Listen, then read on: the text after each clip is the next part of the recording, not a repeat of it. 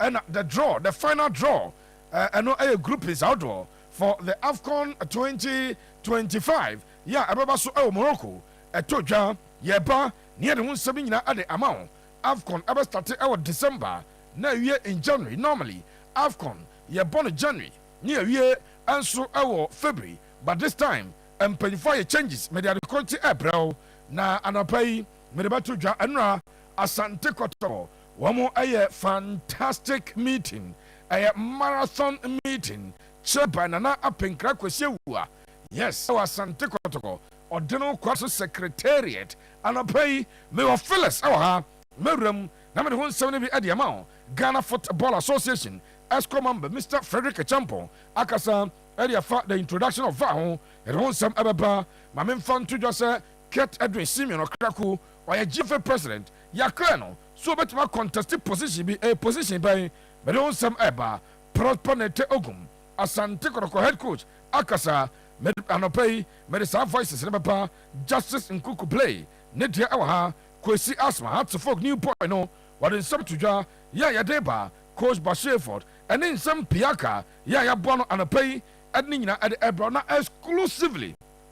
The head coach of the Genie of Falcon of Sudan, the Genie of Falcon of Sudan, head coach, coach James Kwesiapia, Maele, Okatechiakasa, exclusively on Ogum'S Sports, actually, right after drawing a by Sudan and one group.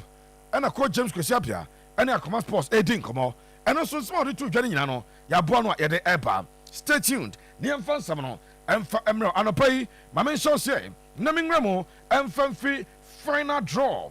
Afcon 2025, Apostle Morocco, final draw Apostle Enra, Nayanko Group A, Uram Group A, say that a Morocco, Mali, Zambia, Comoros, one MQ Group A, Group B, Egypt, South Africa, Angola, Zimbabwe. There's a group where Southern African nations, South Africa or Zimbabwe or Angola or and Egypt, every North Africa, one Elho, Yanko Group C, Obega Nigeria, Tunisia, Uganda, and Tanzania, where MK Group C, Group D, no, and the Teranga Lions of Senegal, Sanso, and a Democratic Republic of Congo, after the Squirrels of Benin, Elhobe, and Botswana, Udwani Chemu, El Group E, Algeria, yes, the Desert Foxes, Burkina Faso, Equatorial Guinea, and after Sudan, it's James Kwesiapia Group, no, and ye, on Algeria, Burkina, Equatorial Guinea, and Eka Kopre, no Benya slot, Kaisa Afcon at 24 nations, 16, and progressing to the next round.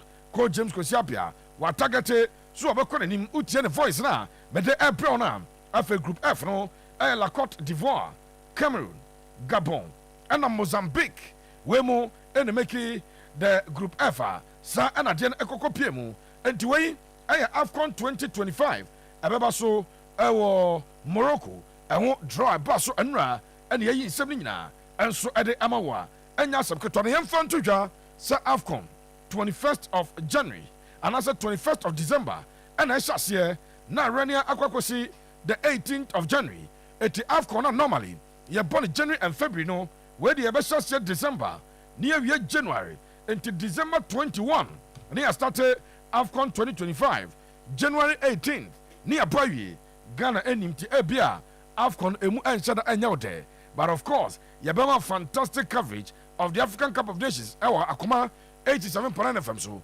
young Kwaya Nima, Nafe, young Remu, and Shan some outdoor, and in some Kakra, and also a free or Eba, and a pay, Mamen Fantuja, Sir Uremo, the president of the Ghana Football Association, the team added Ket Edwin Simeon, Okraku, Nadiatia, and Sir Ket Okraku, Urema, Confederation of African Football, one of Akleno, so bet my contested, and no the Ethics Committee of CAF, or my so bet my contested as CAF ESCO member, a CAF Executive Council, one more Ababa Toba, and no, and Wapania, the day, and the Ket Edwin Simeon Okraku, and Penfa Kleno, Nyame had my elections no, on 12 March 2025, and elections in Ababaso, not Ket Ashe, so bet our CAF Executive Council, but Makacho sa Ebra, Afcon Drono, a Tojana, and coach James Kwesiapia, or head coach Adama, the journey of Falcon of Sudan. The group no,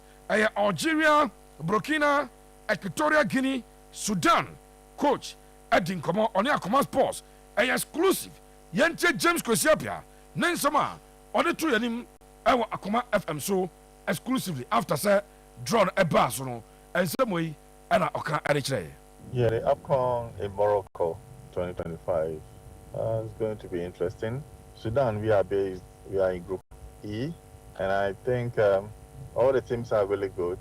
And for me, for you to participate in the competition, then your aim should be going out there to win the cup. And for me, if you are afraid of any team, then why are you taking part in the competition in the first place? So I believe that Sudan will perform very well, and I'm hopeful that anything that we meet, we try our best to get a victory. And also a hopeful Sudan by performing here, na team beyond Beshiabiano, on the try my best. So I'm being victory anyway. James Kwesiapia, or a head coach at the journey of Falcon of Sudan, and exclusively on your sports action come on after the Afcon 2025 draw.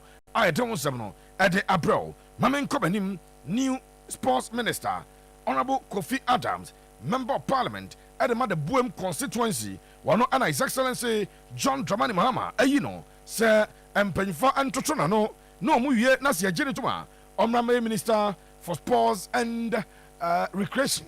And Jano, Honorable Kofi Adams, Nadia Yamia Duma, Wednesday, and Obe appear our veteran committee. Wednesday, Obe appear Nasa China, Obe appear out the veteran committee, or Kwa, and Penfa Kotorano, Wamoko Dosodosono, Wamoko Busabusan questions. Not here, Dionoso Edabatuja, na Honorable Kofi Adams, or say on to me, and predicts Ghana, Yabako walk up, and answer young co walk up. Honorable say, or no, on him say, majority of the work it depended on the coach and any players, but the ministry no, baby BS Romoye, and the support to coach, and the support to players, and the support to the GFA. One more ready some by but so no I predicted, see about Kwana, see Unquadie. Or say there beside you, mano, at the Casserina, for Casserina, Edna coach, any places, but Ombe provided support. Yente, newly designated sports minister, Honorable Kofi Adams. Yeah, achieved success in the past. And it say you have the potential to achieve success. And you say you be that. So we'll just have to go back to the drawing board. Yeah, turn us like Ubisa, what is the ecosystem? You look at the ecosystem.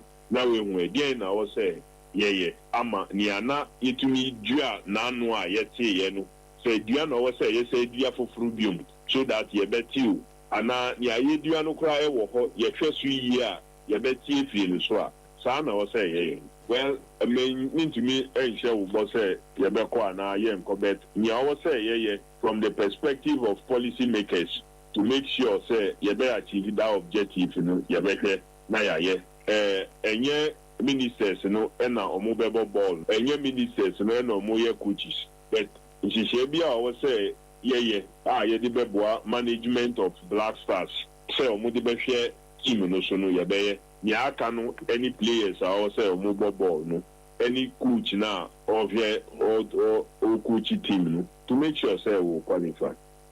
Honorable Kofi Adams I don't know major national issues are Ghana Football Association Executive Council member Mr. Frederick Echampo Dudona Fredachi SEM fan to say GF for the Omae ready say Wamu at the van eba no say van will be on a renter basis next year kwako fa at the aba abra rente or say when the funds are available the association will purchase more in terms of Sikaba na FN eto Sikaba no mo eto o se fa ne de wo ebe station e obabi bako na wo mo make sure say o mo eye ho adwuma all league centers and ebenya van bi enche explanation Mr. Frederick Echampo ade ema Ogum'S Sports in that exclusive interview with Emmanuel Owusu later. For the finances and the power purchasing power, I think that we should have it around. But before we need to be getting the stadium because you cannot be sending VAR around all the stadium we have in Ghana. maybe the well-equipped ones, because you need a lot of equipment to implement it. So maybe Kumasi, Accra Stadium, if there are a lot of matches there, you can be implementing the VAR there. But it costs a lot. It costs a lot. The strategy is there. I think the plan is that we want to get one, maybe I think on rental or something, and maybe if you have the funds, we can purchase more. I mean, there's a strategy for that. There is a strategy for that. And Jomoshe say omuba rente na sika bano no matter. And was say be a well-equipped stadium. I just say Baba Era be a Accra Sports and answer University of Ghana Stadium. I heard you bet me at the Vanako. It's in all centers. Aha, I'm afraid to say. I said the idea bar. Nansa John 42 Namu Bogu and the idea bar Namu Bogu and some support you embrace it at now actually you embrace it. A better than a competition, a vow baby, baby. Nanti, I achi. Says a moka yanama jom say. A yan San Jofona, Yan say. Yana idea. What to be that? And the examples you seek to create are ridiculous to say the least. Anna, yesterday, CAF Champions League. Yesterday, CAF Champions League. Stage a va enim. Stage in a van in Stage never enim, be enim. When we get to where there is va, be a vow. There is nobody gaining advantage or disadvantage over the other. If VAR brings an advantage, it should be equal advantage to all. If VAR brings a disadvantage, it should be a disadvantage to all. Adentina, yade VAR besi kumasine nkai. Na domane bechem ne enyinase ebinio. Do you think there's fair competition? And sometimes you say we don't want to embrace it. No, the playing, but VAR is not implemented in all matches. In England, they are playing last weekend. I think they played the League Cup or something. They were not VAR, but they eliminated people from it. Referees made decisions that other people, disagreed, but they eliminated. And so you specify what is good is that before the beginning of the season, for instance, CAF in the Champions League, in the CAF Confederations Cup, VAR is not implemented at the group stages. It's only at the knockout stage leading up to the final. From quarter, semi-final, and final. But people may have been eliminated based on decisions of referees in the group stages. So it is because that it's not available to cover everything. And so if beginning of the season, you specify, or matches played at the Kumasi and Accra Stadium, we implement VAR, you get referees trained for VAR. Then you can start that. And then maybe on parallel basis, and you keep on maybe improving in terms of the numbers. Don't be pessimistic. You should embrace development. You should embrace, forward thinking. You understand? But who told you that if you are doing it, we can send to other venues as well, or we can bring other matches to the venues that we have to also play. You understand? If you want to be a leader, and you are afraid of criticisms and you're afraid of what people will say, you can never make progress. Mr. Champo, with all due respect, this is ridiculous to say the least. Sir. Ebizwa yabama teams jebe Kumasi na wa Adriana home game no mabon Kumasi na bechem home game ne do mabon Kumasi no mabon na bia ya fa nsuatema no mabon Kumasi no mabon. This is ridiculous, and you sought to give the explanation, and the explanation gave you up. Explanation how they mind achi e no kure say ye bo the prelims of CAF interclub competition. There is no VAR across board. There is no VAR. Yanka say ye implemented the baby, but me implemented the baby. But where there is VAR, there is VAR. Yenyaka say you do knockout stages and there is VAR. Oh yeah, there is VAR.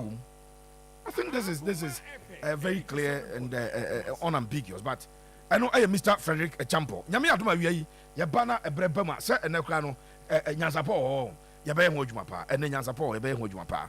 Enti we ESCO member and o chim say embrace obia be embrace if we can get VAR.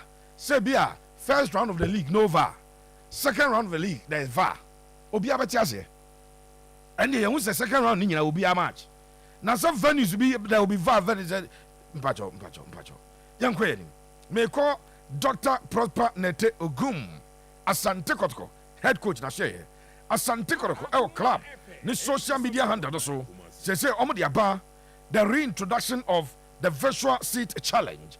Reintroduction of the virtual seat challenge. But your virtual seat, ayade bia utie na unim virtual seat enra unim se meeting kase akoso na sa meeting na se ɛpɔ baako mpanyinfoɔ ɛbɔ yɛ ɛne sɛ ɔmo asan so ɛde virtual seat ɛba yɛmfa credit ɛmfama deɛ sɛ no virtual seat no ɛyɛ an initiative of Nanayaw Amposa led management wɔnom ɛne de virtual seat ɛba yɛ at that time ɔkae sɛ na covid aba enti na stadium kwasi ɛma nipa nkɔhɛ bɔ afei ɔmo nso ɔba biem ɛna Nanayaw Amposa ehu sɛ daabi asɛ saa covid na ba na affect nipa bi mentality sɛ stadium ɛnyɛ safe enti no Kotoko ɛde momo number ɛto dwa ɔmo de momo number ɛto dwa na wo a wontumi ma stadium na wasɛnde also usika no ɛde aba it is a 10 series or 20 series or saa ɛkɔ especially ɔmo a mo amana no na ɔmo asɛnde ɛde aba yes ɛwɔ advantages ɛwɔ disadvantages virtual seat challenge ɛwɔ advantages and disadvantages ebi ananko sometimes you need the support and kasasa nka nipa beba but nipa no fan so o de ma me send 20 no na me ntra me baby enti eno ebe you are getting the money, that's an advantage, and the disadvantage is that you will not get the numbers at the stadium. All of this the dynamics are you be breaking it down at the chief but Asante Kotoko management and na meet your so nana penkra kwese one IMC no oma jatum say omo reintroduce virtual seat challenge and I no game a Kotoko boy no Kotoko nya 118,000 Ghana cedis 118,000 Ghana cedis as gross tienie Kotoko versus Karela 118,000 Ghana cedis the gross sika buy nyina there over 50% about into deductions enti ebe wie no na Kotoko enya a little over 50,000 Ghana cedis name virtual seat ne there so send this kind of baso o send this kind of baso 11 pen on bete 11 little is that sense in jamo bazom zo betwam eti se omunya ndwa 11 okay eti 11 pe na ye sika eno ebeba virtual seat na so enti wo send de ande se Kotoko 50,000 50,000 aba na bia eno kwa se omomo withdraw be push akọ bank enti eno Kotoko virtual seat no aba back we CDC ete eno no na opanya ne din ade Dr. Prosper Nete Ogum ena akasa ade afa low attendance ewo Baba Sports Stadium Kotoko games no o se unpleasant enso ni yentie Kotoko coach Prosper Nete Ogum. Yeah, I think it's not pleasant. It doesn't make us feel happy. I mean, the game is about the 12th player, especially when you are playing at home. The 12th player is the supporter who comes and sings and then chants and does all the necessary things to make sure that the players are on their toes to deliver throughout the 90 minutes. As you said, we are playing some good football. We are getting them the results, but then they are not coming. For me, I cannot tell the reasons why they are not coming. But then what I'll tell them is that we need them. Kotoko is a big club, over 10 million followers, 10 million supporters or fans, and I'm sure Babaya is about 40,000. So, I mean, it's just a small number. As a coach, I'm also appealing to them that they should try that on Mondays. They come in their numbers. I know I Prosper Nete Ogum, Asante Kotoko head coach. No say you supporters baby. Babaya efa nipa beye 40,000, 44. Yes, Remo. Mumra na Dr. Prosper Nete Ogum and I say about Justice in Kuku Blay abaso or say hey Justice Blay o share the leadership qualities o Justice Blay acquire effort so the leadership benefit club now immense abonabaso. In terms of leadership, I think we all know Blay. In terms of performance, he's always there when we have the ball. His positioning and repositioning, fantastic. His distribution, ball distribution, his distribution of energy. When we don't have the ball, his marking, his tackles. I mean, he brings some stability, he brings some confidence, he brings some drive in the middle of the park for the team. And I'm happy for him. And as a leader, these are some of the qualities you need to exhibit. And I'm happy that he's the captain and he's exhibiting these qualities and is giving the team a lot of results. No, already at the Prosper Nete Ogum. Now, Ogum, more sign players. Quite better before so, yes, our players, so our plan. I have a or the new players will be introduced among Kakaka, the planner, or the new players, Ebe Bobino, and a Prosper Nete Ogum, actually. We've seen them, we want them to to get to a certain level before we introduce them. So what we are doing is that they train with the first team and train with the youth team too. That was exactly what we did to those who came in, and then we signed them. So we need them to be at a certain level of performance before we can throw them in there. As a coach, players don't come and then you throw them in there. You saw Sifa in the team today because he has been playing the league. He's been playing the league throughout. Even Monday, he came on Tuesday, and Monday he played the league game. So when he came and trained with us, we realized that in terms of performance, he was already there. So we thought it wise to keep him in the team so that to encourage him to keep working. So I know I am Dr. Prosper Nete Ogum. Nensam I don't know young quay any man. Nafe ye ram ewo Captain Justice Nkuku Blay. Justice Blay. As a Kotoko nebon enough from the new players no mabano. Or no ankasa Blay. Ebe guide you among kakra. Na wa guide you among se beya. Ombetuma integrate ye. Ede ura Asante Kotoko team no mo. Justice Nkuku Blay on Asante Kotoko new signings. Ene kwa yabefa so abo omo ama omo ura team no mi. And say bia like sika ya de ma wo ewo bebe ofubae no esha enti wo ba Kotoko e bia wo okay ana bibisa enti sometimes players be wo mo de show my dream say or more like sir yes lower club na sometimes be wo kra on training like or funny to say me a mebo but Kotoko there no ye training enti say wo bana sa wuntimi enya sa training na no so betimi ama wo performance na iden akwa down yeah if you ask no bia ne how oti also no bia yankopon ye den obo no me de e bia anytime bia me determine say ade me kwa akoye no first nkunyimdin ye ne dia ansa na bia me amaba me personal way say yankopon boa me na de me kwa akoye bia no enso amanfo ani because me free mediama e ba Kotoko no de me kan share my adwum say apart from Kotoko me mbo Ghana Premier League team bia me kan yato ho Emma House of Friday Martin. So dream no meeting ma me share Kotoko jesia me put me best because me say me ye medidi ewo ho. De ma ye de abo mo no say metimi eno ma kasa abodo mo confidence na maka de wo team no mu e de akere mo no mo so metimi ayeden afa na mo de ayeden mo de awuram ewo second round no mo de abakan ho.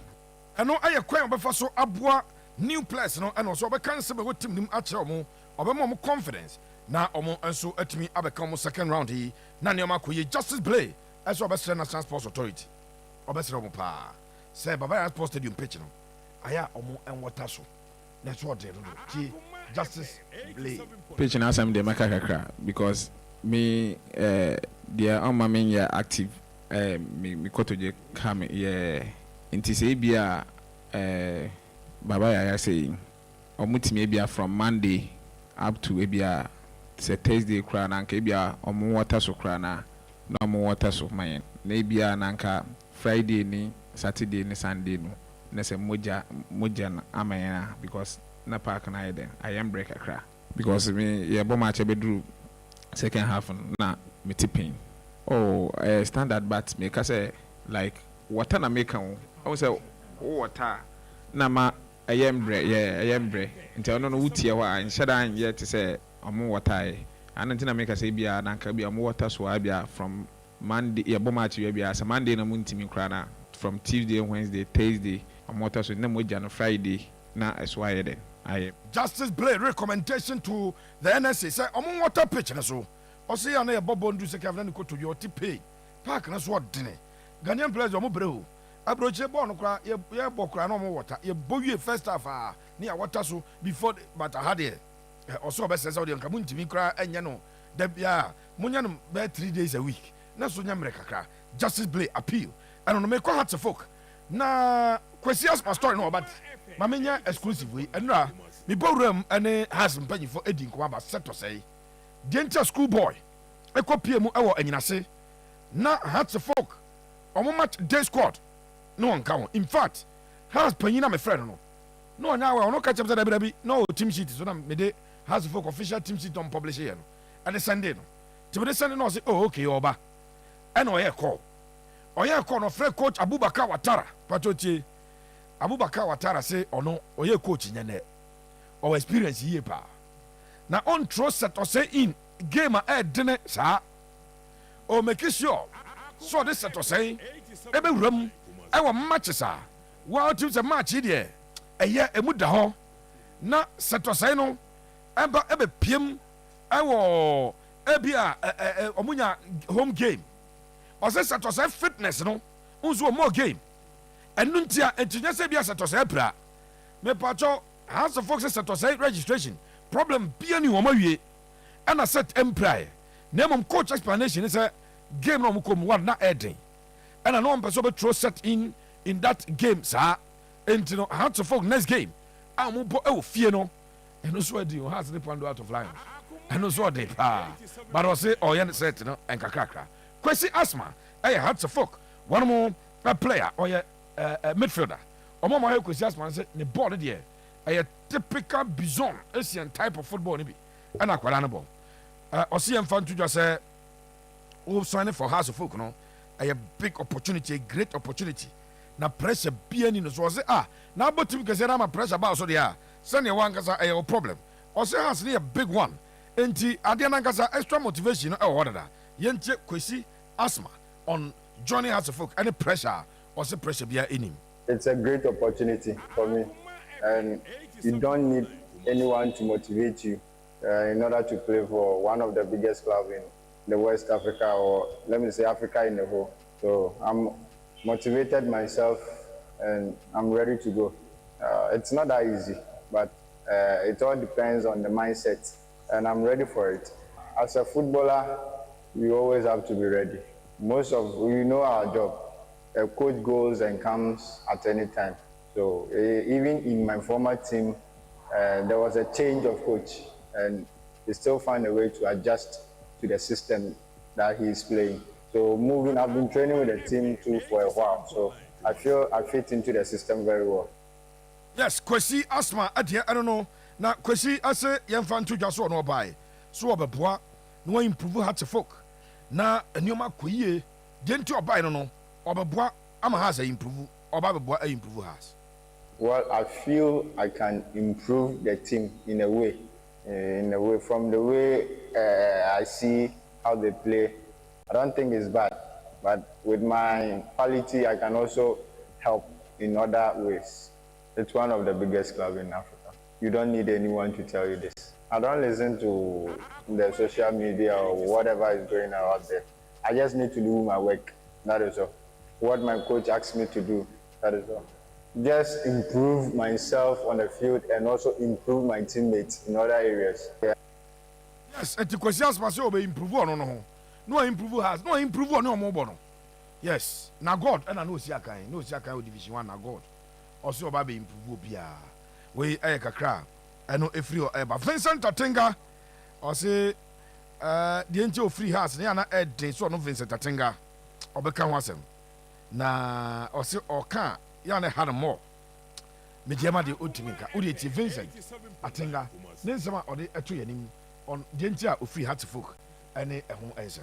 About me leaving Mediama, you know, they said when the praises are high, you need to leave the stage. So I think whatever I want to do at Mediama, whatever I want to do for Mediama, I think I've done it. So I need to leave there. And then I'll seek for a new challenge. So that is why I left Mediama. There's no big deal about it. I was supposed to stay, but I talked to my father. I call him my father, Moses Parker. And I explained things to him. I told him I need to seek a new challenge because that place is my house where I feel comfortable. But you know, as a man or as a footballer, you need to seek challenges most of the time because if I'm there, I'll feel relaxed, I'll feel comfortable because I'm at home. But I'm not that type. I'm the type who seek for challenges and stuff. So no, for House of Folk issue, it's very dicey. It's very controversial. So I don't want to talk about House of for House of Folk issue. I find it difficult to talk about it because it's hurt me. It has blocked so many chances. I appreciate whatever Togbe and the management did for me, but it was one or two reasons that got me hurt. You see, that's why I don't want to talk about it. So like, if I remember, yeah. I know I branded the Vincent Atenga na Kando Heart of Lions head coach, but she was say Heart of Lions team attractive papa. I cannot say genuine because if you can remember, do you remember the first time where they were occupying? Even at point, people thought they were contenders and they went on relegation. And so in football, all things, everything can happen. Look, if you want to take the league and you start planning from the day one, there are so many things I call the ingredients that you have to add to the team. That one wasn't our plan, so we never thought about that. So what we are doing is we are contented with those we have here, and then we want, because I've won the league twice. I know what went in before I won. I've won the top 4 thrice. I know what went in. And this one, because we were from relegation hunted position, we never thought of anything like that, because we have to make sure we make the team this. And now, gradually, the team is becoming attractive, more attractive than what I came to meet. And so you could see some players expressing interest. But right now, they engaged. So, oh, coach, I'm left with 7 months. Somebody goes, coach, I'm left with 7. So, now people would like to play this team because of the... I have so many players who have passed through my hands, and those who have not even passed through my hand, but they have friends who have passed through my hands, and they are recommending me to them. That with me, I can let them come up. They know. I know I am Bashikele Bashi Hayford. Nyami Aduma, match week 19 of the Ghana Premier League. GF, at the fixtures and above. It's Friday, but we have near has about Friday. Omu game no University of Ghana Stadium, Hearts of Oak, and a Heart of Lions. Team na a Heart of Lions and a Hearts of Lions. A Hearts of Oak and a Heart of Lions. Have a vision. Nyami Aduma Sunday. Wamo ane Accra Lions ebebo ni Kraku and again bebaso. Nsuatrama Kotoko nsuatre Sunday 3 p.m. Karela ebebo Bechem United. Ewo Ali Muhammad Stadium. Midiama ebebo Legon Cities ewo T&A. Nafe Adriana abo Bechem United ewo dana Admabadu Park.